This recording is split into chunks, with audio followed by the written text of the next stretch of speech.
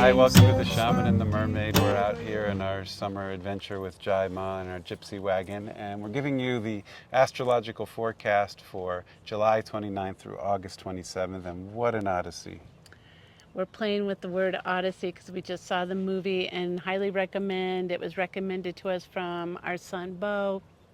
He said it was one of the best movies, if not the best movie he's seen. It was uh, on the edge of his seat the whole time. So we went to see it and we were not disappointed. I think I had a soft spot in my heart as I used to teach that movie when I was an English teacher back in the day. But it's very relevant for these times as we're going through this collective shift in consciousness ourselves, and I'm sure you're feeling it. I think Christopher Nolan, the director of the movie, was very timely in his delivery of the message here. And so we're going to play off of that. Our theme this time is Life is an Odyssey of the Soul. Stay in your heart and the way will unfold. Ah, there you go. So this whole experience is one big odyssey of our soul. And the soul is asking us to pay attention. So we have about, I think there's 5 or 6 big aspects that we want to tackle in this report. We're just going to jump to it. First is the full moon that's coming up on the July 29th. 29th, on the day this goes out, hopefully. And this one's a big one because there's some conjunctions. Of course, when there's a full moon, the moon's on this side of the world and the sun's on this side of the world, like sunrise, sunset sort of thing.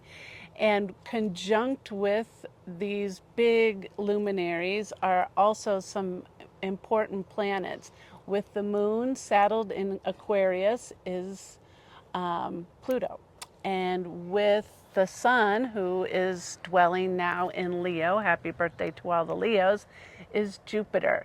And then we're going to bring in, just a few days past from our last report, a big shift, the nodal shift that happened because the North Node moved into Aquarius, so it's also in Aquarius by the Moon and Pluto, and the South Node moved into Leo, so it's there by the Sun and Jupiter. So big parties going on in Aquarius and Leo at the onset of this. And those nodal shifts will stay there for 18 months. So that's why it's a big deal. That's a big flavor of energy or an alignment that we're all here collectively to learn and grow from. And the nodes are kind of hard to explain. I'm going to turn this one over to Michael. The nodes are the mystical points in the sky where when the sun, the moon, and the earth line up with them, that's an eclipse, whether it be a solar or lunar eclipse, and they move, and they go counterclockwise through the zodiac, so they go backwards through the signs. Instead of Aries, Taurus, Gemini, they go Aries, Pisces, Aquarius, etc.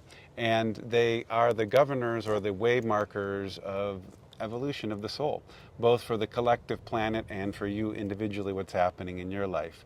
We find that this particular shift is a huge way marker. It's an 18-month cycle, which is a good amount of time, but we also feel it's a major movement for the age of Aquarius, which we're now a little bit of our toe dip in, about 100 years or so, or 75 years into this new age. But this age is 2,160 years long. And so we're just in the beginning way markers of it. But Pluto just recently entered into Aquarius in 2024-25, and will be there till 2044. And so we think that these are like click markers on the clock of consciousness to indicate that we have really entered in here. And this particular full moon is a big marker of that shift. And so the axis of Aquarius and Leo is all about the axis of humanity and extraterrestrial and the heart and technology and human and collective and how you work on that. And that's kind of like the Odyssey, like one man and the whole age shift. Did you want to say something about that? Well, I think the Odyssey that Homer depicted is about the fall of the Bronze Age into the Iron Age, if you remember. And they fell from following Zeus's law, which is basically the golden rule that we know of in the Bible. Do unto others as you'd have them do unto you. Or treat everybody with this kindness and loving energy that you would want your own self. So as people started to get a little more selfish, a little more greedy, a little bit more independent of one another, we fell into this denser consciousness. The yogis believe, and so do we, that we're on an ascending now, coming out of that darker, we would have called in yoga terms the Kali Yuga, or the Iron Age. We're moving now back, ascending upwards towards that Sat Yuga. We have a long way to go, so don't think I'm naive to the world, but there are baby steps taking shape, and the celestial bodies are helping us, if we choose to align with that energy, to navigate back towards that Odyssey of the soul in a very high way. So our theme again, life is an odyssey of the soul, and if you stay in your heart, you'll find the way. Something to that. I I think think it that sounds rhymed pretty good. before, but the heart-centered way of living, being a good person, being kind to one another, helping when you can, being of service. That's the humanity side of it, or the Leo side of that Aquarian Leo axis. And then on the other side of it, the Aquarian piece, this age of Aquarius, and we're feeling it. We've got AI, we've got technology everywhere. We have an automatic lock on our door that if we're in Greece and the door's not locked, we can click it, and all the way from Greece, it'll lock the door. That blows my mind. That's where we're at. You know, we're coming into your phone, we're coming into your television, hopefully not the big screen. We're coming into your computers. This is technology, this is the Aquarian age. It's also about community. So the individual and the community also are on this axis. And the Leo's charge as the individual is to find your lion heart. Find that heart of gold that you have and let it roar and be the king of the jungle in not a domineering, overpowering way, but in a leadership kind of way, in a creative, useful way.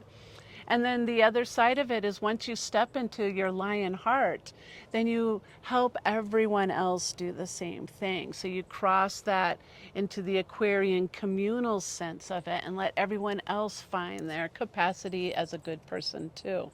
So this is a big time for community as well as technology. And one of the big medicines of this time is to find your tribe and gather together when things get stormy, and it's about to get stormy here at the campground. So just a heads up, if the rain comes down, we know it was coming. But it's indicative of what's going on in the universe. Things are going to get a little bit full of lightning and thunder, and the road's going to get washed out every now and then. And you have to hold steady in your heart. You have to believe that this part of you, your great spirit, this lion-hearted energy of loving kindness is the roadmap. It's the guidepost. And so you have been practicing for a long time, sharpening the tools of your heart, and it's going to come into play where you're going to need them now. And it's not to say doomsday is coming. You'll arrive on the other side because you've been doing the work, but there'll be a lot of shift and shake up and upsets and turnovers and ends of things that are coming, but we need it. We need these things to come to a dissolution and come into the crematory and become the ash so that the phoenix can rise into a new dawn and a new day. Not to sound cliche, but it happens over and over and over again in history. So one of the big things kicks off on that full moon. We have those nodal shifts just a couple days before. What does it mean to you to see Pluto and the moon together in Aquarius? And then if you'll follow up and say what you think it means to have the sun and Jupiter together in Leo. Wow, that's quite a setup. That means we're having a deep dive into the soul. Pluto and Jupiter is the quest of the heart. And then both the sun and the moon, the luminaries, are holding light on those positions. And so this can be a time of revelation, of opening, of revealing. And revelation has really, it does have a connotation of joy. Ultimately, it's revealing the soul. But some people will say, is this good or it's bad? And it's just whatever has been hidden of the soul will now be more in the field, more present, more here. And so this full moon illuminates that and brings it forward. It also touches point for the two eclipses coming up, the one on the 12th, which is the new moon in Aquarius, in Leo, excuse me. So sun, moon, and Jupiter all together for that. And that will be a total solar eclipse happening over Spain and northern Africa. And Hey, and we're going to Spain in September, so let's go. We'll see the leftovers of the eclipse and celebrate with them for that World Cup. it'll be a good portal for you. And we also have just before that the Lion's Gate of Leo, 8-8, where the sun is passing over the heart of the lion Regulus. And to go with that kind of community theme, August 1st is Lamas, which is all about coming together in community. So we have this whole interplay of Leo Aquarius energy, whether it be eclipses or alignments of moons and suns. And it's really gathering us to be, as Katrina said, in community, to be personable, to be human, to show up with our heart and our hands, and to give help with each other and follow the golden rule. Yes, and speaking of Llamas, on August 1st, if you're in Denver, come in. We're having a community gathering ourselves. Llamas is the Celtic tradition, and it's the quarter turn, the halfway point between solstice and equinox, and they celebrate the first harvest, which is traditionally the golden wheats and grasses. So they gather their wheats and they crush it to bread or to flour to make their bread. So we're having a bread bake-off. We'll have music and crafts and lots of dancing and celebration and community. So please come if you can from 12 to 3 on August 1st. Happy Lammas, everybody. And then he touched on Lionsgate and that the sun goes over the heart of Regulus, and there's so much we could go in. That's a whole workshop in itself. This is when Sirius rises and the Nile rises and the floods and the water nourishes the fertile grounds for the planting season, and it's all in alignment with Orion's belt over the temples in Giza. But that's, like I said, another story. But something that's very interesting about this particular Lion's Gate, and Lion's Gate is always considered a portal or an opening to have ceremony, and we have a beautiful cacao ceremony at the studio that night with Kate Baumgartner, so come in for that if you can. But there's a ceremony usually, and you go into the heart and you listen to what it is that is calling or speaking, and then you offer this acknowledgement back to Source, and maybe you make a vow to let something go that's no longer serving, similar to what we do on new moons for intention setting.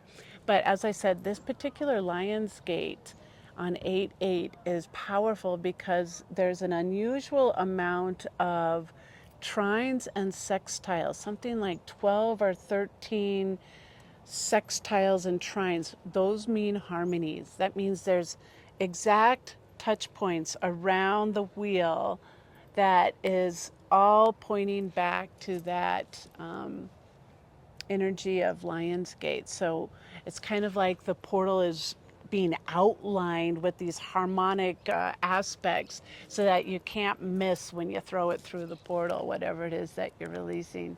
So that's a good day for celebration too. Michael mentioned August 12th, just a few days later, is that total solar eclipse. Another good day, portal, everything aligns, sun, moon, and earth. It's like it creates a hole in the universe and throw something right through there. If you missed the 8-8 one, you've got the 8-12 one opening up. And then another interesting aspect that we passed up is Lilith. Lilith is the sacred feminine, and she is entering into Capricorn. And then she's going to go backwards through Capricorn. Lilith represents the strong feminine, as I said, and Capricorn represents the patriarch or that strong masculine energy. And to me, when I first read this, I'm like, she's entering to say this needs cleaned up. So she's kind of taking on that Saturnal energy of this is the law and the order. And she's like, this is the new way. And she's going to be backed up in her retrograde going into Sagittarius, where she'll have a vision quest. And then she's going to come back through when she's direct and march her way back through Capricorn and clean up a bunch of junk in that patriarchal sign. And then boom, there you are on the other side of summer with a whole new vision and a whole new energy. And this is part of this transition we're in, like the Bronze Age fall kind of thing. So some things are going to shift and change. But instead of forgetting the law of Zeus, It's now we're remembering the law of Zeus. Be kind to strangers. Help those in need. Be generous when you have extra. Receive when you need support. Give support when you can. And find your family and friends and loved ones and hold tight to them. They're the medicine at this time. And I think we wrap it up with the final eclipse at the end of the report. Yes, which is really leading into our next report, but to keep you into the thread, that is the partial lunar eclipse in Pisces. And that one is squared by Uranus, and the sun will be conjunct Mercury with that one. So there'll be a lot about communication and movement of energy and transmission of things, and that portal energy carries through. And I said that was our last aspect to touch on, but there's actually one more big one, the hexagon, that's pretty powerful. And Michael, why don't you explain that? Well, this is tuning into what Katrina was saying about all the sextiles and trines, and the exactness of it was in this past report in mid-July, but its persistence is for about 3 years with some of the trines, particularly the Pluto-Uranus trine, which is a whole season shift. It threads back to actually 1965, 67, and it has to do with lightning, revelation, Uranus. transformation. Uranus is representing all those things in the field, and Pluto, they conjuncted in 1965 to 67, and then they separated to a square in 2012 through 2015, and now we're hitting the resolution integration phase of the trine. And so when people are like, it's the 60s and revolution and the age of Aquarius, and then we come into the early 2000s and the COVID era, and everybody's like, doesn't look like it, seems like we're contracting, doesn't seem like we're going through an evolution. And really it was a test that says, do you want the things of this new age? Then you need to engage with them and say you want them and stand up for them. Get in the heart. Get into your Odysseus thing and get out on there on your journey and seek and let it unfold from the heart. Yes. So one more time with our theme. Life is an odyssey of the soul. Follow your heart and the way will unfold. Good luck, everybody. Come around the community of karma and join in some of the offerings that we have there. There's medicine to be had. Share your medicine with others. This is the time for that. And we'll see you soon in the next report. Namaste. Namaste.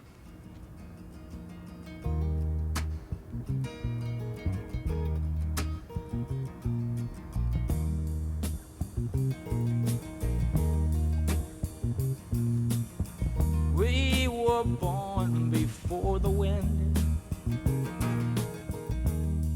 also younger than the sun.